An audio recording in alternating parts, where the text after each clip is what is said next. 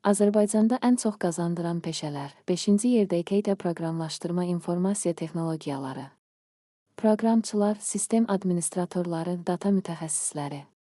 Təqribi maaş 1800, 1900 AZN. 4-cü yerdə maliyyə, bank, sığorta və analitika sahəsi maliyyə analitikləri, bank mütəxəssisləri, maliyyə rəhbərləri. Təqribi maaş 2600, 300 AZN. 3-cü yerdə mühəndislik, nəqliyyat, energetika, neft mühəndisliyi, avtomatika uzman mühəndislər daha yüksək maaş alırlar. Təqribi maaş 3000, 5500 AZN. 2-ci yerdə neft-qaz və mədən çıxarma sahəsi. Bu sahə ölkədə ən yüksək maaş verən sahələrdən biridir. Təqribi maaş 3800, 4000 AZN. 1-ci yerdə həkimlər və ixtisaslaşmış tibbi personal, xüsusi sahələrdə çalışan həkimlər bəzən çox yüksək gəlir əldə edir. Təqribi maaş 4500, 7000 AZN. Bəzi ixtisaslarda isə 10.000 AZN-dən yuxarı ola bilər. Bəs sən nə qədər maaş alırsan şərhdə yaz.